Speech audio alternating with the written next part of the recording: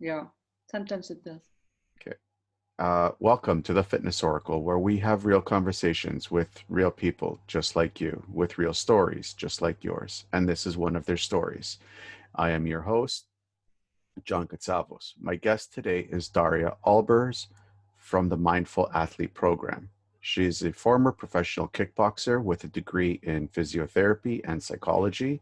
She is now a mindfulness teacher, mental performance coach, and striking coach for MMA.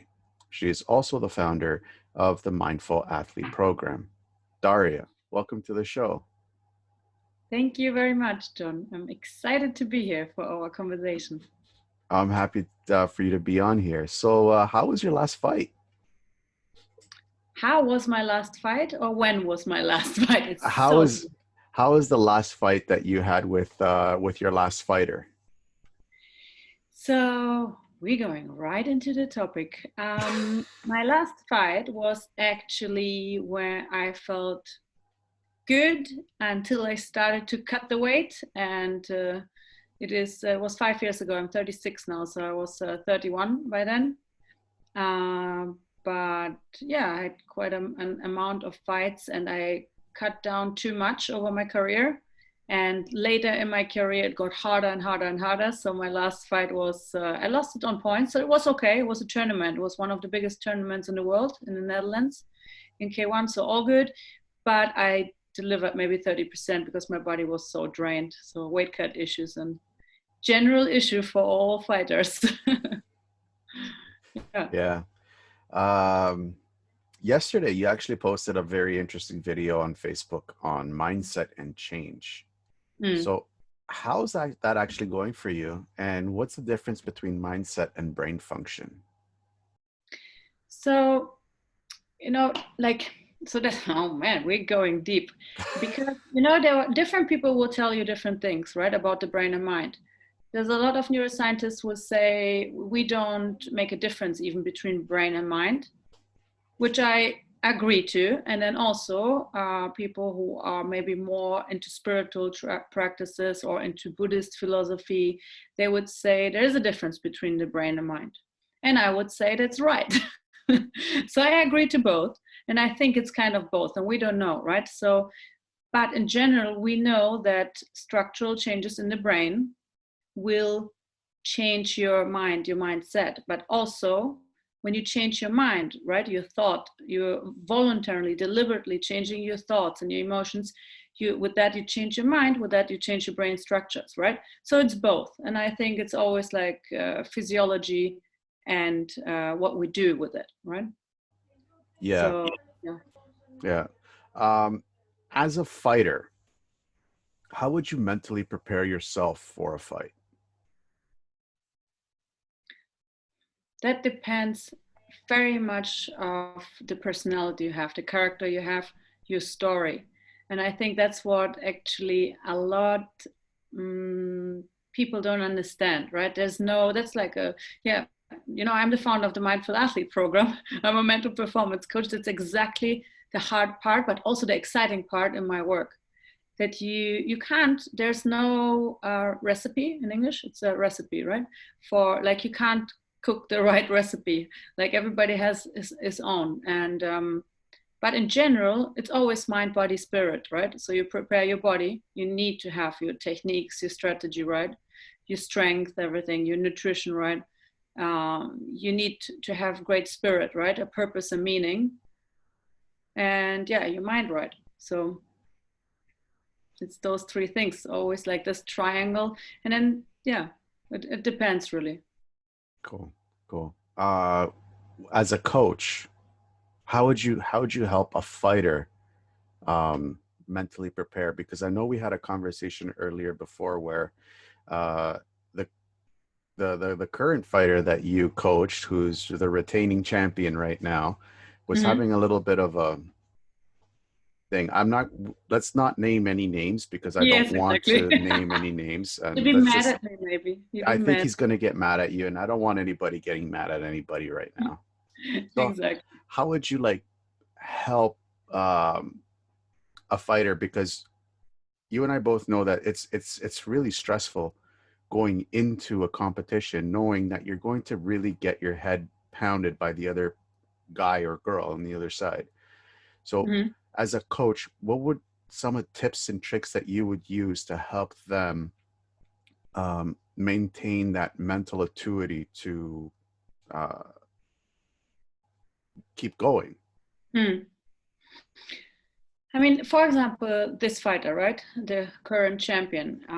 So he came to me and he was already a top level fighter, very skilled, very accomplished, but he definitely has some problems with emotional regulation, right? And his ego is still in very strong. So he was, for example, externally driven for most of his career. But then when he made it to the top, he understands now that the because when you just or mostly externally driven, it's hard on the top because it's get harder and harder and harder. You can get pretty far, right? We know that. Like, it can be very motivating when you know, okay, you want to make 100,000 or whatever, 1,000,000. It can motivate you, but like, it's not necessary purpose and meaningful, right? And with him, for example, I work with emotional regulation, with focus, but in general, you know, and that's something I remind people on when I teach my workshops also. They're body-based and they're mind-based exercises, right? Or techniques. So it's always the mind-body connection. It's not when I do a mental performance, even so when I'm a kickboxing coach, I always have some mental stuff in it. And when I teach them mentally, I always have some physical stuff with it, right? It goes together. The mind and body is a unity. And as a coach, you need to understand that some people react more on the mind-based exercise, like cognitive, rational. They need to talk through, for example, NLP, different things, right? More, let's say, cognitive, rational stuff. And there are people or fighters who need more body-based exercises, like breathing exercises, like everything around the nervous system, right? To calm down the nervous system or arouse it more, depends what they need, right? And I think that's super important to understand as a coach. Both is really important. Both, you need to work with both. And you need to find out, what is it? Is it more a mental thing, like mental cognitive, that someone is like overthinking, for example, like overanalyzing, overthinking, and then going down this rabbit hole of like thoughts. We know that, right? We all have that. You don't have to be a fighter. It's a natural function of our crazy brain to overthink, especially we have such a bias to negativity, right? We're so biased. It's like Velcro. And there's a saying actually that we're like Velcro to negative and like Teflon to positive, right? And so, yeah. I always get off that, but yeah, that's just it's hard. Like, what? So you have to understand if it's a more mental cognitive thing, or is it more a somatic anxiety, for example, if someone has, like, is it the body? And that helps already, because then you know, okay, you can do something for the mind, or you can do something for the body, and eventually, in the best way, you do both. That's awesome. So let's say somebody walks into a boardroom meeting Mm-hmm. and they're like overstressed because this meeting is like quote unquote life or death. Like they don't haven't experienced life or death because it's like you haven't walked into an octagon or a ring, so you don't know what it feels like. But what are some tips that you could give somebody that is like overstressed because of this so-called meeting that they could Mm-hmm. use beforehand so they're not mumbling over their, words? Yeah. For example, like you said that people think, yeah, it's true. Like physically, we're not going into the octagon. So hopefully in the board meeting, nobody will punch our face because it went really wrong. It depends what kind of company that might be. But so when you go into the board meeting, like psychologically, there's no difference if you go into the cage, right? It's still like our deep evolutionary primed systems are activated, fight or flight, right? We're in stress response. And there are a few things what you can do immediately. So for example, you are about to go in and you feel like, when you get a bit of more body awareness by time, which we should assume everybody should work on that a little bit, right? But let's say you have this kind of awareness because you feel like you're sweating, right? You're sweating, maybe your hands get cold, your heart rate is up. Like, try to connect to your body, right? When you have those internal stuff going on, so your nervous system is extremely on fire, right? It's all in fight. Your sympathetic nervous system is overactive. Your thoughts are racing, right? Your amygdala, so your emotional center is active, right? First thing, connect to your body. And people are like, how do I connect to my body, right? It's like, really go into this and start with feeling your feet on the floor. Like, start with that and go through the body, just the feeling, because people think, oh, this is stupid, it doesn't work. But obviously you train it, right? I'm not teaching you that once you are like about to go into the boardroom, right? You train it before. So you connect to your body in a way, like, what are the body sensations? That's a very, very powerful practice. And it's called, like, in mindfulness, called the body scan. In yoga, it's called a yoga nidra. So there are very nice practices you can do. And in connecting to the body, you calm down the stress response, because first you get out of your head into your body, literally. And the brain can't do everything at once, right? Stress, and think, and at the same time really bring your attention to your body sensation. So that's one thing. And another thing, what I like to do is breathing and vision. Those are two things in general, right? When we have an autonomic arousal, which is then in the moment of the fight response from the sympathetic nervous system, right? We're in high arousal. There are two things we can control in general: our breathing and our vision. And I teach people, and I teach it also in my Mindful Athlete program, how to put that together. So in general, it is when you want to calm down your arousal level, you want to prolong the exhale, right? So you inhale through the nose, exhale through the mouth, right? Let's say, right? So you can a short inhale, a long exhale, right? And when you want to upgrade, right, arouse your nervous system, you inhale long and you have a short exhale, right? So let's say here before the board meeting, we want to chill out a little bit, right? So short inhale and long exhale, right? You do it a few times. You can do it 3 times, 5 times, 10 times, right?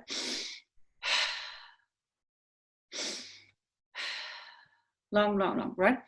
So you can see now I'm aroused right now because I would need it. My exhale is not the longest right now, right? Because I'm here on stage basically.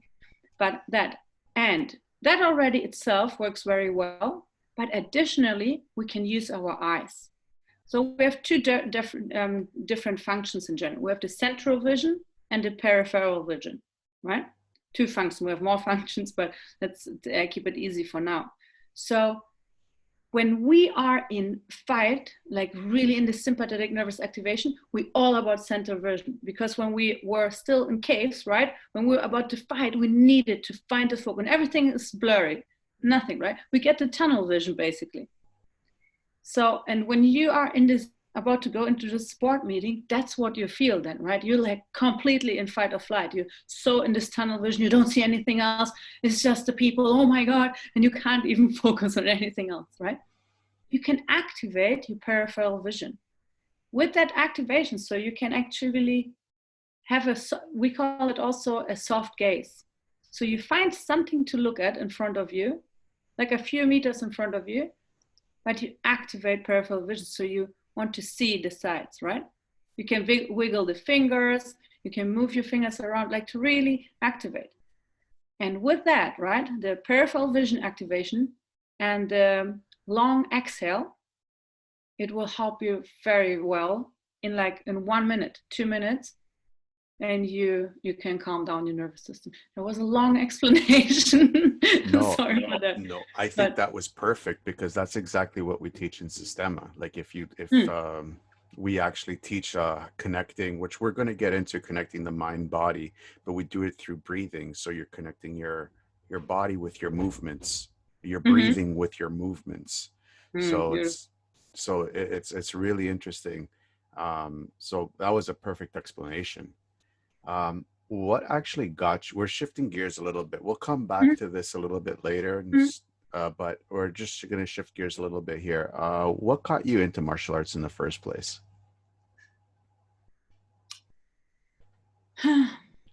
I always tell this story, and that guy who's involved in the story told me, "Don't mention my name on the podcast because we're fine now." But yeah, so I met a guy when I was young, and I did a little bit. I did judo when I was younger, and I did all kinds of different sports, and then I stopped it, and I got very overweight.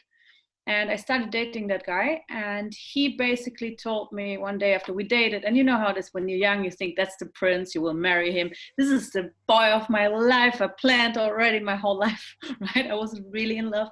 And then he basically told me on a date, say, Daria, you're such a beautiful face. Oh, I'm like, wow, this is amazing. This goes so good. It's a really funny story, actually. And he's like, and you're so smart. I'm like, wow, oh my God. And he said, but you really, like, he basically, sorry to say, but he said, you fat. And wow, that, I can tell you, that crushed me. And so we didn't talk for a few years. But he was a kickboxer, and he told me back then, oh, I'm doing kickboxing. I'm like, whatever. And then I was like, I don't know, whatever it was, I think it's like somehow the life and the universe wanted to save me, my life, because it did. It saved kind of literally my life. I went into the gym where he trained, and I said, then my ego came in, and I was like, okay, I'll be better than him, until I found out he was the world champion in kickboxing. So it took me a few more years to get on his level, but I got there eventually. And yeah, that's how I started. I just walked into the gym. I was like this hurt young girl and then I lost in the first year. I lost I think 25 kilos. That's like a lot of weight. So That's impressive. yeah. What would you say to a young woman out there or a young guy out there that's considering getting into the sport? Are you asking me that question? I am asking. Do it. Right. No, I mean, it's martial arts, and it's like, look, I live MMA. We talked about that before. I live kickboxing and MMA. I like the striking part of the MMA. I'm a striking coach. And I think I learned over the last 20 years in this sport to live that philosophy. Obviously not at the beginning, because I didn't know so much about martial arts philosophy, but I grew into it. And I think I'm growing slowly into a kind of real martial artist, which is whatever that means, right? It's relatively, but the philosophy, like when you treat, if it doesn't matter what kind of martial arts, right? When you treat it as a philosophy, as a lifestyle, it's just an amazing sport to be in for everybody. It doesn't matter if you will be ever doing a professional or amateur fight or whatever, nothing, right? You can just train. It's an incredible sport. So I would say if someone considers this, it's already in your head. And if it's not in your head now, hopefully now it is. It will be. No, I love my sport. It's a great sport. So. That's awesome. It's unquestionable that so many people out there agree with you, because if you see the explosion of the UFC, Bellator, K1, and all the other forms of mixed martial arts, I mean, yeah, it's evolved. It's like boxing, but evolved boxing. Yeah. And it's like really like MMA, all of those sports, they evolved so amazingly technically wise. We talked about that too also lately, that it's just like so incredible to see a sport evolve so fast. And the young, super motivated, extremely talented and gifted, skilled guys who, like, they're just complete athletes by now, right? Also mentally. I feel like it's almost a joke for 15 years ago and now. I feel like when sometimes the guys I train or I trained with also towards the end of my career, it's a whole different breed of fighters now. It's a whole, yeah, it's amazing, and it's incredible. And me, myself, and I always say that martial arts saved my life, literally, because I had a lot of mental issues in my life. I had anxieties, I had a really strong depression. And you never get really completely over it, right? I'm not like, oh, gone. But I have tools now, I have techniques now to work with that. And it was a long path, but martial arts and my sport, main role in that recovery. definitely. That's very interesting. Because I went through a bout of depression, and again, like just like you, like martial arts saved my life, and so did the gym, like just being active. Yeah. Why do you think that would be? So many different reasons, right? Look, the people, you get out, you see the people, you have a group of people, you get back, you have a structure, you go, you have like 3 times a week or 7 times a week. Like in my very depressed phases, you saw me like 7 times a week in the gym. Right? This is the dopamine release, endorphin release. It's like it's the energy, right? On an energetic level, when you talk about the chakras, right? So we can go from spiritual, like really the whole spectrum, from like hard science to really spiritual practices, right? It's like it's just unbelievable. It raises your energy levels. It like the neurotransmitters, like I said, like you release so many positive hormones, transmitters. Like it's just like it's a complete changer of the state, of the mental and physical state. And like I said, also like when we started to talk, also depression and all those feelings, right? They start, it's mind and body. Like, and that's why when you go to the gym, it just like activates all of your systems. Yes, it does. It's Have you pure, ever? it's the ultimate therapy. Sorry. It's the ultimate therapy, definitely. Yeah. Uh, and it also helps build up your self confidence in yourself as well. Yeah. Very, yeah, yeah. How would you control that? Like, as a coach, like, how would you control somebody's self confidence from getting too out of hand where it starts to affect the ego? That's, that's actually, I think as a MMA striking coach, I do not have to worry so much about that because the trainings partners of that fighter will take care about that.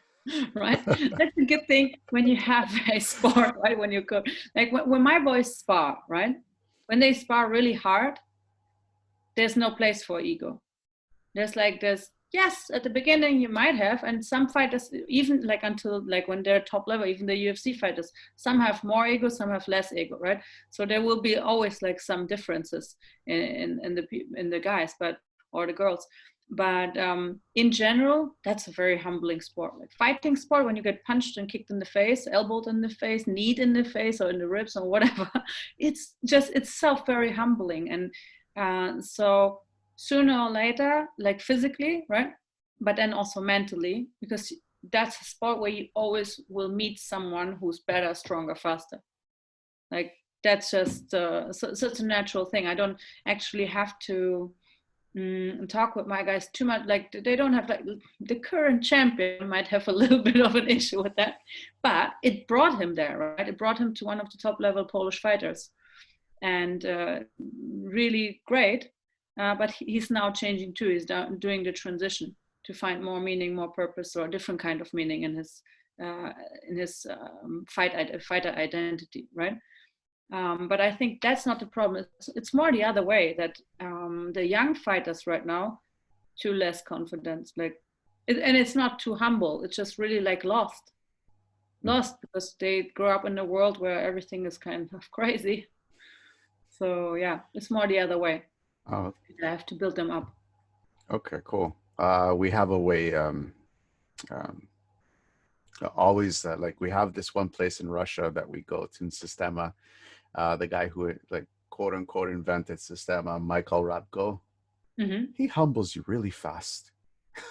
Yeah, One good punch, humbling experience.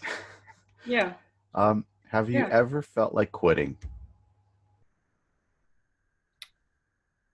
How many? Let me see. I'm 36. How many days old I am? No, you can say maybe half of my life. Let's say yeah, yeah, half of my life every other day. So what? It's because that's kind of like it's a little bit of my. So you would now. So my mom would disagree now because she said, "This is not how you grow up." But no, my mom was extremely supportive, and my dad too.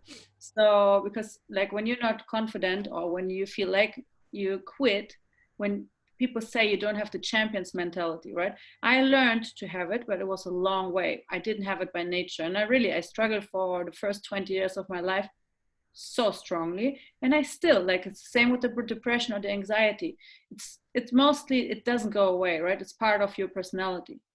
And yeah, so often, but the difference now is that um, prior in my life I didn't have techniques and tools, and that's why I dedicate my heart and my soul to what I do, to mental performance training. And because it's not just with the athletes, it's like with everybody, to teach them tools and techniques and all of us skills, so we can, because people don't understand, look, you don't get an MMA or a kickboxing champion without a good coach.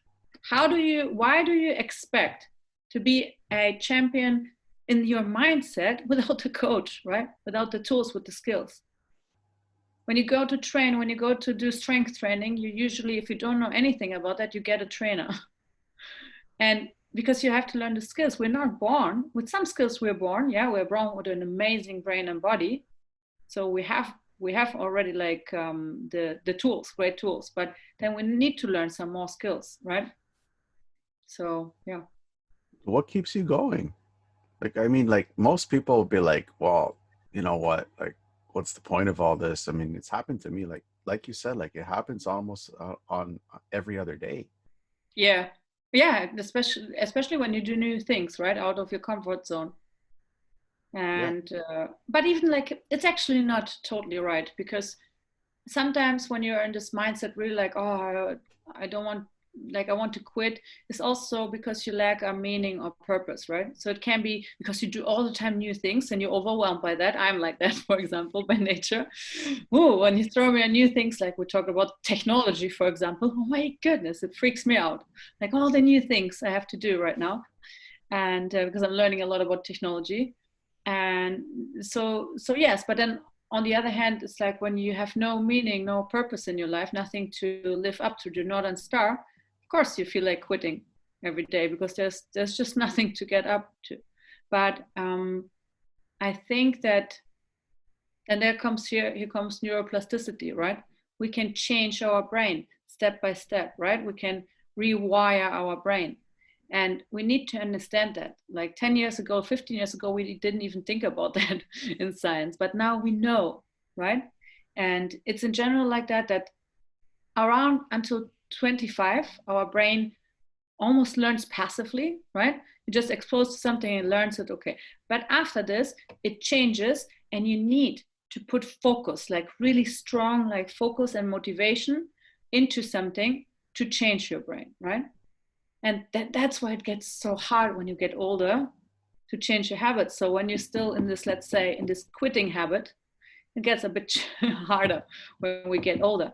But once you have the tools, right, and tools in a way, I mean, like really structured set of tools and skills, which then you learn obviously over time, and then you will get better, right? You quit one time less, next time less, next time. It's the same thing. It's like everyday work, right? The brain is just amazing. I always say that you know, when you say everything goes into entropy, into like chaos, right? Then you need to put energy into it, to put it into a system, right? To put it back into a structure. Because by nature, everything goes into chaos. If it's the body, if you don't train it, just right. Brain, same thing. It just falls apart, and you need to put energy in it. And we understand that about the body, but often we don't understand that about the brain, that it's like everyday work. And also I always really emphasize a lot on finding your people, whatever it takes, right, to find your people. If it's like Facebook groups or whatever, some doing some new courses or going out, there's always there's so many people in this world, and we live in this small world mindset very often, We're in a village. I'm from a village. I was like that, like a tiny, and I thought, oh my God, these people are so important. Until I moved away and I went to New York, and I spent so many years in New York and all over the world and New Zealand and all those places. I mean, 42 countries. And I was like, wow, my God, there's so many people you can connect to, right? Like you need to force yourself to open up. Like when in Buddhism, you say you can contract or you can expand. And that's so beautiful because we want to contract, right? We have this feeling. There's some people who expand by nature, and there's some people, and I'm including myself, who by nature more contract when there's something off. I contract, I retrieve, and I'm like, oh, people would say, how did you get into a European K1 champion? Because I'm dedicated, and I have will and I have dedication and discipline. Right. And that's like everyday work. It's like this little my mom always calls it the little ant work. I'm this little ant, like working every day, and she's like that, like working every day to step further. And I wish people to understand that just we have to do our work. So something similar to the whole be 1% better tomorrow than you are today. Absolutely. It's so that I love this. It's so true.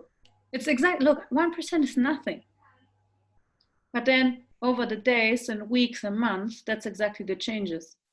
And also what is so important, like, this topic of self-love or self-compassion, right? It's because when you get 1%, like we don't put enough love to ourselves, right? We don't bring enough love to ourselves for those little changes.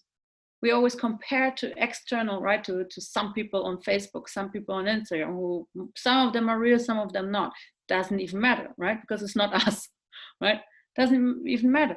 But we compared and we want to do those big jumps, and then we don't bring enough compassion to ourselves. So we're like, oh, look, right? Look how far you came. You went those little tiny steps, and that's exactly it. 1%. For true. Well, I mean, it's so important because like you said, like you get involved in a course, let's say you get involved in a business course, and all of a sudden you're expecting to be making $10,000 in a month. Yeah. But you don't understand that, there is a process that you need to put yourself in. Like you can't start kickboxing tomorrow and expect the next day to be world champion. It's not going to happen. There's exactly. A huge, long process that you need to put yourself through. Yeah. Speaking about kickboxers, that's probably one of the hardest lives to be leading, because there's so many distractions, especially for young kids. Like I'm no spring chicken myself. Like I'm well into my 40s. So, and looking back, I had so many opportunities to go become a professional fighter, but I chose not to because it's, like I said, it's not the easiest life. So what did you, as a pro fighter, what did you find the hardest thing to give up? The food. You will. It's really, and I can tell you why. So I think, a lot of fighters would still agree for sure, because we all struggle. Like the diet is just really hard. Like the whole, yeah, it's hard to cut so much weight. But also because 15 or 20 years ago, we did not have, maybe we had some knowledge, but we didn't apply it to our sport, right? And we did all kinds of crazy diets, like not eating, starving ourselves, basically. And I starved myself, and I talked on many other podcasts about that topic. I starved myself for 12 years, 15 years. Like I walked around with way too much weight. I fought with too little weight. I fought and walked around, like, because I didn't have like, okay, this is why I'm powerful and I'm strong, and then I'm cutting the weight. I always was under like malnutrition, basically, right? Wrong kind of nutrition and too little. And so that was the hardest thing for me, because I didn't get any food, basically. That was for the philosophy of my team, and it really, really crushed my body, brought my hormones out of balance a lot. Like towards the end of my career, I had a lot of problems with my body. I had inflammation because obviously I lost all my muscle mass, and then in exchange I got a lot of fat. So I was like, all of a sudden I lost all my muscles, all right, and I looked terrible, flat, like, and I'm a big strong girl by nature. And the last years I came back, I took a break, and I started also my relationship to food changed. So now I eat a lot and I train a lot and I feel amazing and I feel I have big legs and great. I love it. I love it. I just feel like I walk around and I can carry my own body, right? And this head, right? And the weight of life. But it's true. It's kind of a little bit true, right? You get stronger physically. Of course, you mentally, you can carry the weight of life better. But yeah, that was hard to give up. But in general, it depends again what kind of personality you are, because I am let's say, a communicative or a social introvert. So by life, I don't need, like, I'm not a huge party fan. I don't need to see a lot of people. So for me, the fighting lifestyle, because it was routine, getting up, training, eating, sleeping, doing schoolwork, university later, and then work. But like, I was a professional fighter, so it was all kind of accustomed to my trainings. And I loved that lifestyle. Maybe not the 6 a.m. runs. Not a big enough runner, but still not. And I don't do it anymore, actually. The moment I quit fighting, I was like, yep, first thing I quit is diet and running. And I went to lift the big weights and eat a lot of food. So I'm like 4 or 5 weight classes up now.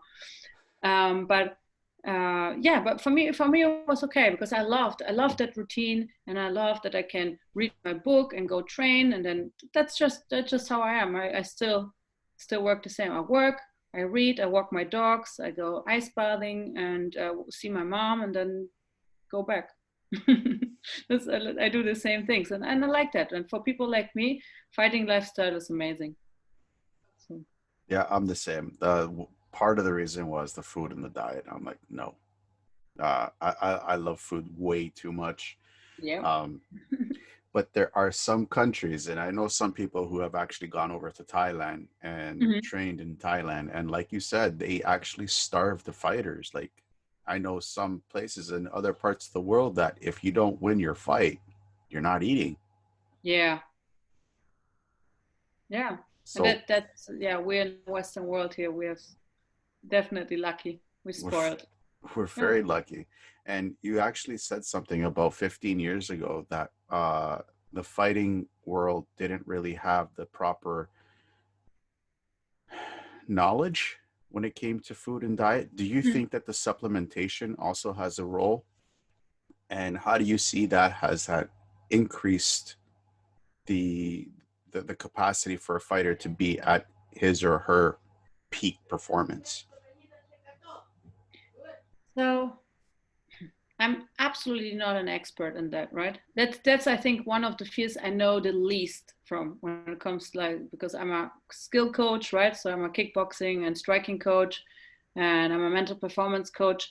So yes, I know the basics, but me personally, I can't tell you a lot about that. But I know a lot of good people who are very good experts in that, and they obviously they swear on it. And I know it when they tell me, like, okay, do the BCAs, and I still different thing, ashwagandha, all kinds of different things, right? Because you can have something for your nerve system. I mean, that, as you know, I mean, as many physiological function we have, that many supplements there are. And I know there's a lot of shit out there, but there are some really good companies, and that's the important thing, right? To to talk to someone who really knows their things. And if you want someone on that like that on your podcast, I can refer you a few people who are just about that topic world class. That'd be So, nice. and I think you can do it, like nootropics, for the brain stuff, for the nervous system, like all kinds of body systems, right? That I know. That once you know you're doing the same, like with nutrition. Once you know really, and not the basics. Once you know, right, I mean, you can heal so many illnesses with that. Mhm. So yeah, but I can send you some That'd of be my nice. friends. They're experts in that. That'd be really nice. Mm-hmm. Um, You also touched up on something about being able to limit the amount of distractions. Hmm. Now, we are so inundated with so many distractions. As a fighter, how would you do that and just like zone out the rest of the world so you can focus on your task? That's that's basically one of the hardest skills to learn, right? To focus on your task, to understand and to be in control what kind of distractions you let in, what kind of of what you leave out. But that's why mindful awareness. That's why I'm such a mindful, like I said, a deliberate mindfulness practitioner, because to cultivate mindful awareness, right? To, let's say, I like that definition of John Kabat-Zinn of mindfulness, like paying attention to the present moment, non-judgmentally and on purpose, right? If you know that skills, like, because attention, where our attention goes, our energy goes, right? So that's the first thing, because when you're distracted, it means your attention goes everywhere and you have no control about your attention process, right?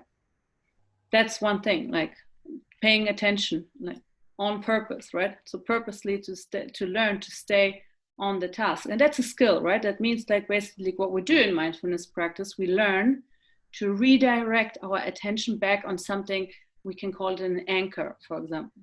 The anchor can be body sensations, it can be breathing, it can be in general the senses, right? It can be hearing, sense, something to look at. So you're building an anchor where you can come back to, and that's something we can learn. We can set our anchors and we can learn to practice to redirect our attention. And that's a skill I train a lot with my fighters. And you started, let's say, in your little practice, short practice at home, and then you bring that practice maybe to the gym, and then you do so they sit and meditate and do their mindfulness practices. And then the next step, they do, for example, mindfulness practice while moving. So they do shadow boxing, and their task is to stay in their body, right? For example, they do shadow boxing, count their breaths, shadow boxing, and bring the attention to the feet, like all kinds of different exercises we do. And then, so you build that skill, right? And after a while, they spar, and I can tell them, like, okay, pay mindful attention to this or to that. And here they are, right? So you build that skill from practice at home, and then you build it up. And also, when it comes about, I like the non-identification or the non-judgment aspect also, because we are distracted very often, because we have this tendency, to identify with everything what's going on. Right? This is, or not with it, also identify and judge it, right? In a way like, okay, this is good, this is bad, this is amazing. And that is something which, like, because when we judge something, means we put a lot of emotions and feelings into it, right? And wherever we put our feelings and emotions in, that will distract us, because it's such one of the strongest signals in our brain and body, right? And to learn to disidentify, to observe things, right? To be the observer, like, no, you're not the object, right? You're the observer of the object. To learn that and to judge less, right? Maybe to label and say, okay, joy is here, anger is here, whatever is here, or that person is here I don't like. Maybe it's a bit judgment, but just that person. Let's label that person I don't like, right? Which you still judge. Now, I'm joking, but because I don't want people to understand that you have to be a Zen Buddha, right? It's all like, I'm a mindfulness teacher, and sometimes my mom sits in the car and she looks over to me, she's like, I was not very mindful. And you know how often she says that? And I'm like, oh, yep, thanks for the reminder. And that's it, right? The mind, you always redirect it. You train those skills. And yeah, I think that's when it comes also because of the distractions of the world, right? Facebook, Instagram, all kinds of stuff, all kinds of people talking to us, right? That's why mindful awareness is such a powerful practice. Do you think this is why I could say easily 98% of all martial arts have that esoteric aspect to it to keep you focused on your task? For sure. for sure. Like it's one of the basics, right, of all martial arts. Like that's one of the but we lost it, right? We kind of, that's the lost art, right? The mental and the philosophy part of the martial arts. Like it's the physical, and it got, I think we're getting back there. As I speak for MMA and for kickboxing, we're getting back there. So people start to understand. And in other sports, let's say in basketball or in soccer, they do it a lot more. They practice a lot more of the philosophy of the mindfulness aspect, focus. And the MMA guys are getting back to, so I'm getting more work now. So I'm happy about that. They understand that we need to go back to the roots. And actually, we're laughing here about people like, for example, Israel Adesanya, which I had the pleasure to work with when I was in New Zealand, right? To train with them, to train with that team, and work with them. It was he definitely maybe in this on social media, on media, he might be not as mindful, but very aware, very mindful guy. Actually, he knows exactly, and he controls his mind very well. And he's actually a true martial artist in the way how he functions. And actually, a lot of the top level fighters, you see some kind of those characteristics. Sometimes doesn't come out in the media because, as you know, sometimes they I'm not a big fan of that, right? Of the trash talk and things, but people tell them to do other things which they maybe wish for, right? So Yeah, these fighters are told to be doing the trash talking. I understand why. It's just, yeah.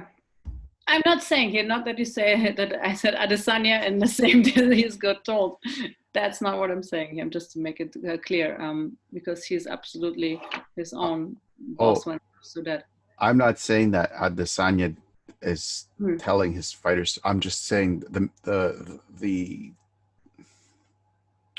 see, how can I say this without getting anybody in trouble? The promoters, because Hmm. if you look at it, if you look at the entire like we were talking before, the evolution of MMA, it's kind Hmm. of mimicking on the evolution of how boxing was, with a trash talking before the fight, and then the build up, and then boom, we have the fight. So without putting like a sticker or a label on one MMA thing and Hmm. another MMA thing, do you think that they actually made that connection, that build up actually helped promote the MMA? Yeah, sure, sure. Obviously, that's marketing purposes, right? Most of the fighters, they're pretty relaxed because they train sometimes 3 times a day, right? When you train 3 times a day, your mind and your body, and you do that for 5, 6 days, and you do that for 10 years, like you're pretty relaxed, you're pretty in tune with yourself, you know yourself, you worked on it, especially when you go really higher in the rankings, right? When you go more to the top level, because you have to reflect on yourself, you have to face yourself, like you have to know who you are. And when you know who you are truly, and you know your meaning, you know your purpose, and you know your path, that's where you usually do not have so much issues with people, right? So most of them are pretty relaxed, but it's, of course, it's kind of expected. It's, everybody is different, right? Every promotion is a little bit different, but it's people like to see that. Also, the people who watch it, right? They like those emotions. A lot of people think they don't have enough emotions in their life, or they have just negative, so they want other people to have negative emotions. They identify with that very well. There's a lot of like things, a lot of different energies going on there in that topic. But yeah, it is like supported. Not every promoter, and obviously not every coach, because otherwise we would all kill each other. So most of the martial arts people, if it's the promoters, the coaches, especially on the top level, are really mindful people, and they know, they're pretty conscious about what we're doing, why we're doing it, and what we are here for. So, but yeah, it is supported, and you know the media, right? So why would we even question that? The media is itself questionable. So I know. it just reflects, right? It's the same what goes on in politics, it's the same what goes on in sports. I mean, sports is politics in a way, right? So To a certain extent, yes. I'm not a fan of politics, and I try and stay away from it like a cold, like a really Me too. bad cold. Me too. Yeah. um, Touching on the mind and body connection practices, what's the best? I think we touched up on this a little bit. Let's deep a little bit. Let's dig a little bit more deeper in some of the breathing techniques. Um, would you How would you start somebody off? Let's say you know they're going to work and they're experiencing a bully at work, because it happens more Mhm. often than not. So how would you try to keep the person like connected with themselves rather than being consumed by the bully? So two general strategies you can do, right? You can go when there is an external stressor, you can go internal, right? You can focus like interoception in general, like you bring your perception to your internal states, right? Which sometimes doesn't work because our internal states get more aroused because we pressure it. But then, or also like the second strategy is like to focus externally to redirect your attention, right? Those are the two main strategies. And both we have to know, and I use them, I guess, both of them in the same moment. So sometimes when someone's really annoying me, then I just focus my attention on something completely different, right? But when it's in your face, sometimes you can't focus around, right? You can also walk away from situations. Actually, I'm a fan of walking away, but you can't do that in work, right? You can't quit every job where you have a colleague or a boss, right? It's just not. We don't have the freedom. But to focus internally, right? To bring your attention again on internal anchors, and we're getting again to that. It's like it's the breathing, can be the senses, but you narrow down your focus, right? Because what happens is, in general, when we feel overwhelmed by someone, when we feel overwhelmed by a person, it's obviously not the person itself. The person is just a person on this outside world. It's the perception, right? It's everything what's going on in our head. And there's the thoughts, there's the feelings, then there's our self-image, right? Usually when someone really threatens us in some kind of way, it's like there's something about our self-image, it's about our ego. There's a lot of things going on, right? So we cannot disconnect from that, but we can, again, it's about switching and redirecting our attention and our perception, right? That's one of the crucial skills in everything we do, like to be able to say, okay, this person is extremely annoying and maybe it freaks me out, maybe I'm really actually scared of this person or about my position, maybe it's a person of which is in dominance, right? But and I know it's such a martial art thing to say, but like you can control your inner state, right? You can learn to control your inner states. And what a lot of people also don't understand is like when something creates this emotional state in you, right? And your nervous system is overtaxing, then the thoughts are racing up, right? It's not very often we think it's like the thoughts are coming and then the nervous system reacts, right? And then we get all stressed and our heart rate goes up. But it's also the other way very often, that our nervous system, our body reacts to someone, right? It's again our evolutionary priming. Maybe there's someone who wants to hurt us in a psychological or physiological way, right? So our body reacts. So what we can do, we can learn, they're different, and there are many beautiful practices where we can learn to lower our heart rate, right? To lower our breathing rate, vision activation, like I said, peripheral vision activation, connecting to our body scans, or all kinds of exercises where we connect to some body parts, like to change the perspective on that, right? To go more internal. And that's a real skill. And there are so many beautiful exercises how you can do that.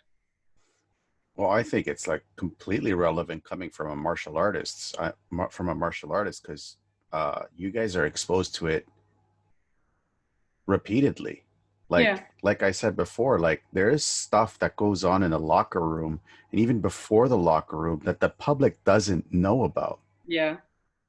Like Yeah. I remember when I read Ken Shamrock's book Inside the Lion's Den, you have like in the I'm talking about when the UFC first started in the 90s, of fighters crying and throwing up and wanting to Yeah. just say enough is enough. And these guys are the toughest of the tough.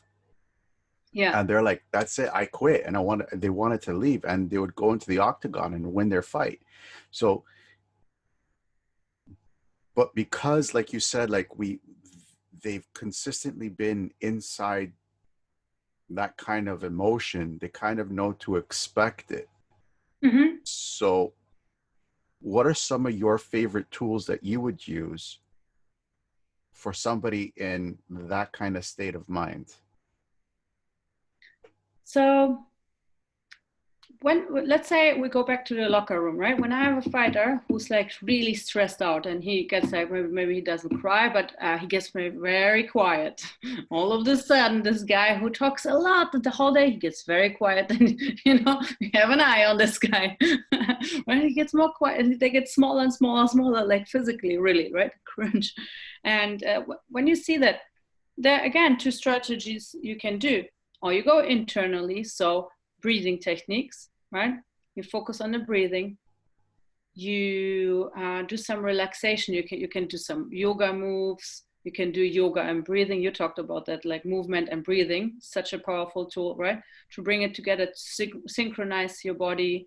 You can do that. You sometimes you need to talk them down, right? To have a really talk, to have this one-to-one talk.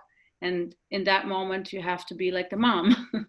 In my case, I have to talk like a mom, and sometimes I have to talk like a coach and slap them, right? It depends. Like that. That's my actually my sensitivity, which I have to have. I have to know when I have to be the mom, and when I have to slap that guy and tell him to go out and kill that MF, right?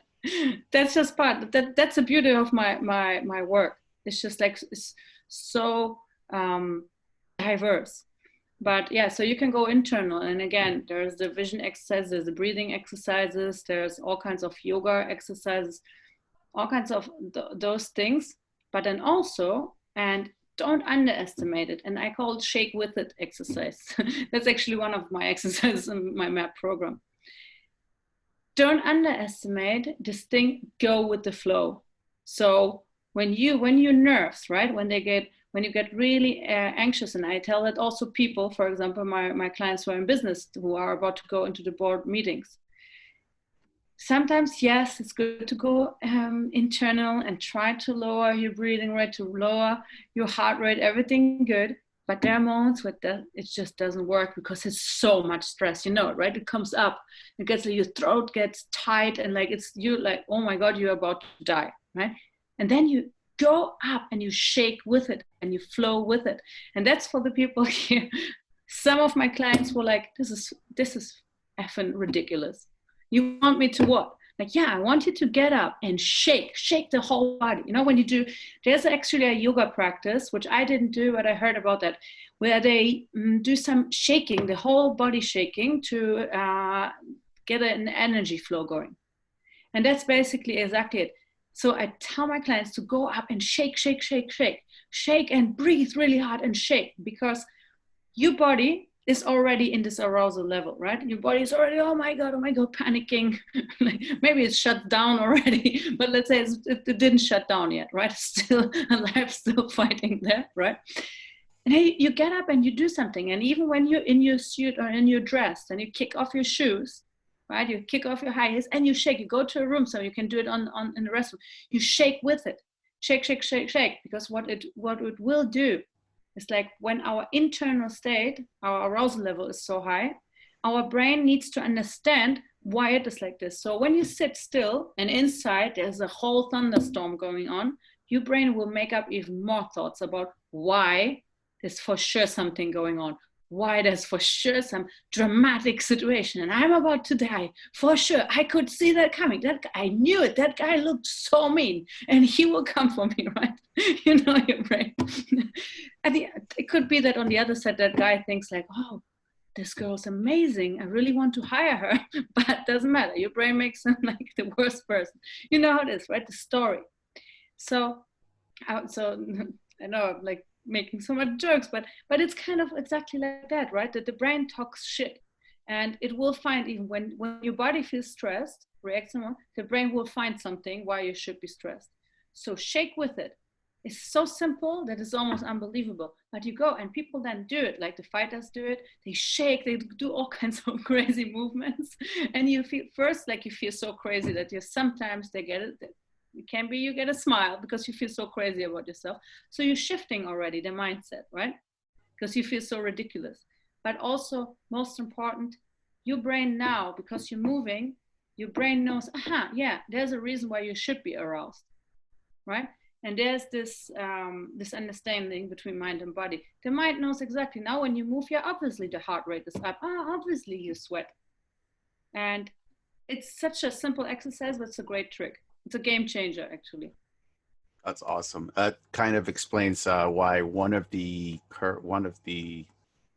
I can easily call him one of the best UFC fighters currently walks the way he walks when he walks into the octagon, where he's shaking his arms. He's just preparing himself to get into it. Now, whether what he does in the locker room, I don't know. Yeah. Let's shift gears a little bit and let's talk about something that we talked about before we started recording this, ice baths. So I can't stand the cold. And asking me to jump into a freezing cold lake is going to be probably one of the toughest things, but I do know it's super, super, super, super, super healthy for you. So what makes it so healthy for somebody to take an ice bath? So first, on a mental level, right? Most of us don't like the ice cold, right? I just went today for a 10 minutes dip until really here, like shoulders down, like the neck in, it always hurts, like when the like neck is in. I was here 10 minutes and it was 2 degrees Celsius, so it was pretty cold, but it obviously it's not -10 like you said in Toronto, so there's still some levels to that, but it was freezing cold. And it's just the mind, because the mind wants to stay in its comfort zone. We all know that, right? So going into the ice, it's just this, again, it's this natural evolution response, a strong response of like, no, like this is dangerous, this is not good for me. And we have this old way of thinking, like, oh, we get sick when we get cold, and which, yeah, when you get for 20 hours, you maybe lie in the snow, might be not good, right? But Wim Hof, the master, the Iceman, right, will tell you something else. He can, right? But yeah, you're not staying there for 20 hours. You stay there for 10, 20 minutes out there. And yes, it's like this mindset to overcome that blocks. That's such a powerful tool for me, because there's barely something as uncomfortable than sitting in the ice cold water. And it doesn't get really better. The mindset gets better, because I know now after this, I feel so amazing. And right, you have the dopamine and the adrenaline rush. So that's amazing. And that's already, it's such a beautiful tool, a natural tool to get that dopamine and adrenaline release. And the next thing why is obviously the inflammation, right? Cold helps you to calm down. Like, I can see it, for example, like that every part of my body was really injured, hurts, like then it starts hurting really when I get out. And that's normal, but it helps obviously with our body. But also what I like in it, when you go into the cold water, right, you do a bit of breathing. You should, like, it's good to do your breathing. So in this cold water, you have this adrenaline response, right? The adrenaline is released, the stress response. But you have to stay calm. Otherwise, you just run out. That's one. Yeah, you can go in and run out. It might be not too effective, right? So you have to stay, and you think like in this, like today, for example, was a really hot day for me. I was cold the whole day, so I was sitting at my computer and I didn't move a lot. And sometimes you have just those days when you're cold, and it was, oh my god, on the way there, I wanted to turn away 3 times. Let's go shopping.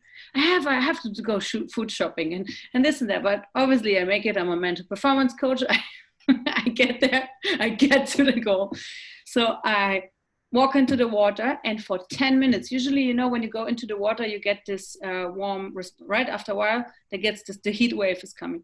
I didn't get it at all. There are some days where you don't get the heat wave. I don't know how. My fighters who were with me there, they were like, "Coach, you have to stay another half an hour, then the heat wave will come." Shut up. Right. So I was sitting there for 10 minutes waiting for this heat wave to come. And they're like, "You still don't look better." I'm like, "Yes, because it's not better." But I stayed there and I managed, even when I have this adrenaline rush, I have like the adrenaline response, which we have when we're in stress, right? Sympathetic nervous system is really active, but you stay calm. So in your mind, you stay calm. And that's because it's easy to stay calm when your body is calm, right? I mean, when you're really relaxed and you just got a massage, it's really, yeah, usually you get out and your mind is calm. You feel like you're such a calm person. But if something annoys you and stresses you and freaks you out, it's not so easy to be calm. And the ice, all those extreme things like that, when you sit there, you train exactly that situation, that your body's under stress, but your mind stays calm, right? You talk yourself down. So I talked myself through 10 minutes of not getting warm at all. And then another half an hour, to believe it or not, I don't know what happened today. Half an hour, I didn't feel my toes. I was like, I couldn't even walk. You know, when you walk, you can't feel your toes. Until I got home, and then I took a hot shower to warm up my feet also, and then it was okay, and I felt amazing. Rest of the day, I had I was sitting at the computer 11 hours today, and I'm doing a podcast at the end of the day today. So very, like, there's a lot of cognitive work going on, and I felt amazing. I felt refreshed. I felt I've done it. My prefrontal cortex was activated. Everything was great. So there's so many benefits. That's awesome. Like I told you before, like we actually have where we take like a ice bucket full of ice water and we just dump it over our heads. I don't like that. So I just tried, from hot shower to cold shower. I still don't like that. And just jumping into a lake. Ugh. Oof. Oh, thank Yeah, you. but then on the other hand, honestly, how many times you know that, and everybody knows that. How many times when you went out of your comfort zone, there was the best times you had. Like how many times you did it, you do it, and then it's just like it just feels good to do something which is not like to go out of the zone, because we are lazy and we're too comfortable. I agree with you. I don't like the cold, but I still do it. And like you said, like every time like I take that hot shower and make it cold, I just sit in it for like a minute or two, and I'm like, once I come out, I feel great doing it for half an hour. Yeah, I but applaud no, you. no, I'm not staying a half an hour. I stayed 10 minutes today. But you know what? And that's a funny thing, how our brain reacts, because our brain is conditioned to environments condition us, right? So when you're out of your cozy bed and you go to the shower, you usually expect nice warm water to wake up. It's so nice and flows over your body, right? So you're conditioned to this completely soft and relaxed situation. You love it. So actually, I rather go to do the ice bath for 20 minutes, sitting in the lake, freezing cold, than doing a 2-minute ice shower. I have the bigger problem with doing a 2-minute shower at home than to go like twice a week, let's say, to into the cold lake for 20 minutes. To drive there, to undress myself. Today it was windy, so it was already cold undressing myself. Just to walk to the water, I was already completely stiff. But look how it is, right? And again, conditioning. Our brain expects a nice warm shower. It's amazing. It's cozy, and that's actually a bigger challenge for me than staying for 20 minutes in this lake. So our brains are tricky. We Yes, know it that. is. One more question, then we'll start to end off the show. Mhm. I don't want to keep you too long. I know it's late over there. So, but we also have this thing that when you do the cold shower, the cold water dousing, Mhm. that your immune system actually gets super fired up and Mm-hmm. helps just turn right on. Yeah. How often do you get sick? You know what? Actually, I was talking with my mom about that. I wasn't sick for over a year, like nothing. And Wim Hof, right, Iceman, I think he's the guy who's most researched when it comes to cold therapy, ice therapy, all kinds of freezing craziness. Um, I mean, there are really, really good studies, right? There's so good research behind that. That exactly when you go into this cold water, your immune system fires up, right? It fires up, gets activated, and you get healthier. You get a healthier immune system to it, and I definitely feel it. Also, I mean, obviously, I eat healthy. I move almost every day. If I don't move a day, I feel it. And it's not like I'm not running a marathon, obviously, but I walk my dogs. I'm active. I go do yoga. I don't think I'm, especially because I was fighting 15 years 12 years professionally, but I think I was fighting for 15, 16 years. So uh, I've done a lot, and I feel actually with less training now better than when I was a fighter. But obviously because I've done some stuff wrong, which I see with my fighters now. Thankfully, they do it the right way, and they're great. They're much greater than I've ever wished to be, and I'm really proud of them. But I think it's a lifestyle. It's also the mindset, right? You shift your mindset more to um, task oriented, positive, right? You don't want to be too much. We call it like in mindfulness the automatic pilot. Because when you're in your automatic pilot and you just go every day, do the same things in the same way, you're not conscious, not aware of that. Obviously, there comes a lot of negativity into your head, right? And as we know, negative thoughts, negative mindset immediately suppress also the immune system. So there are a lot of things why you can work on not getting sick. Cool. Very cool. So, like I said, we're gonna start to wrap up the show, and I always ask my guests these 6 or 7 questions just to get their insight on current stuff. Mm-hmm. So, with the increase of in people suffering from depression from the lockdowns, what would be the one thing that you could tell them to keep their hopes up?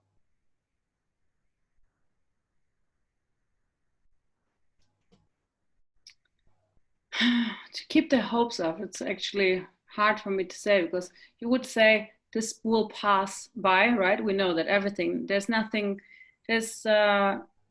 stays the same in life, and that's a good thing. Everything changes, and there will be a time where in some kind of way things are changing. But I would say maybe to keep your hopes up, yes, but like do stuff for yourself, like read new things, learn new things, move. Even when you're in this whole lockdown, really, when you can't leave the house, move in the house, do something, and bring again self-love and compassion to yourself, and then your hopes will grow because you will get a more positive mindset. Awesome. Where do you see the Mindful Athlete program in the next 5 years? I hope to inspire the world, and I see it like that. That program has huge potential. I came up with a system. That system works, is proven, and I mean that's my purpose, right? My purpose is to make people's lives better, to make them understand that who you are today, you don't have to be tomorrow. And Mindful Athlete program in 5 years, millions of people will do it, know it, and it's like Wim Hof with his eyes. So I want to be the female Wim Hof. He's much cooler than me though, but I can I grow don't him. know. I wouldn't say that. I wouldn't say that. I think you're pretty cool. Thank you. What about you personally? Where do you see yourself in 5 years? Hopefully, I will be kind of in peace. Like I still want to work hard and do new things and be challenged, but I would like to be even more in peace, because I'm kind of in peace with myself. But I think there's still a lot, a lot more potential, and I want to love myself, to respect myself, I want to work on all those things because I think there's never enough self-love, like the true love, right? We're not talking about the ego. I want to look into the mirror and say, hey, little Daria, you're a pretty cool person. And if you're not, then you can change it. And if you're not, you have your mom. She tells you that. My mom gives me a straight slap, like stay on track. So yeah, I want to be like good to myself, with myself, because then I know I can give everything to the world. That's awesome. It's like the old saying, if you can't love yourself, then you can't love anyone else. So Very true. That is so true. Yeah. that's very good. If you could pick up the phone right now and call yourself at 20 years old, what would you tell yourself? Stop stressing over stupid shit. My 20-year-old would understand that, hopefully, that kind of language, right? Really, like, stop stressing, because everything will unfold just right. And you are who you are because of the path you walk, and really enjoy the path. Enjoy the path because it just goes by so fast. So, yeah. Cool. Looking back, would you change anything? You know, as my spiritual me, I would say no, everything should have been brought me here, right? And kind of I believe that. No, I believe that, right? Every step brought me here to who I am. But I still, again, coming back to the other question, I would maybe change really a bit of my mindset of being more grateful and just being more okay with myself. Just that I'm doing it at my own pace and I need my own experiences, and that's just how it is. What keeps you up at night?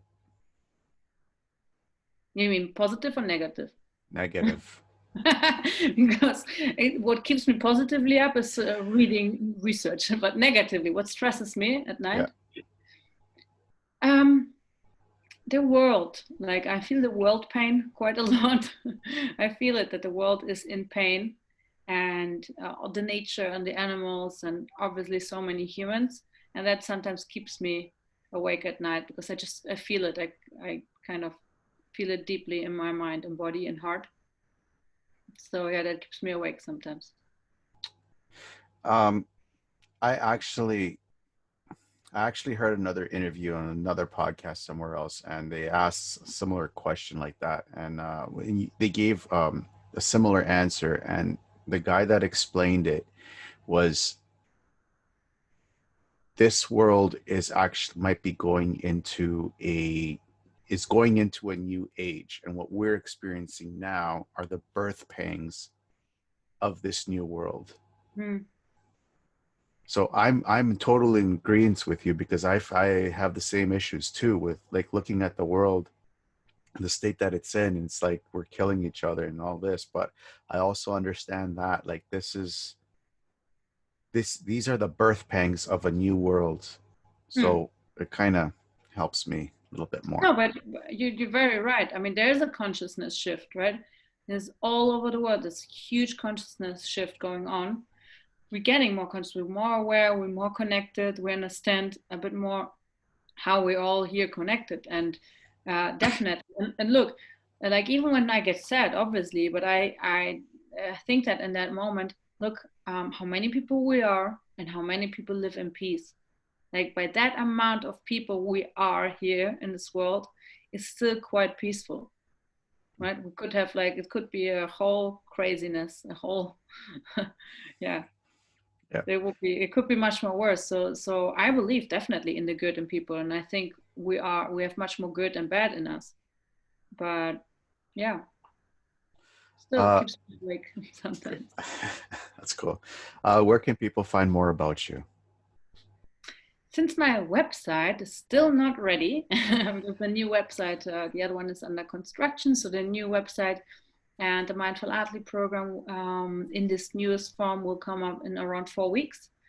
And until then, people can find me on Instagram and Facebook. It's Daria Albers. There are not many of them in the world. so far, it's just one on Facebook and one on Instagram. And yeah, they can find me there. And I like to share my knowledge, my passion for people, and my dogs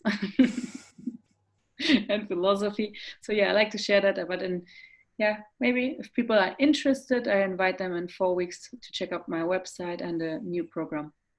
Awesome. And for everybody listening out there, we will be sharing all her current links with the show notes. And when I get the updated links, I will update the show notes as well. So they have easy access to you and all your amazing programs, especially the Mindful Athlete program.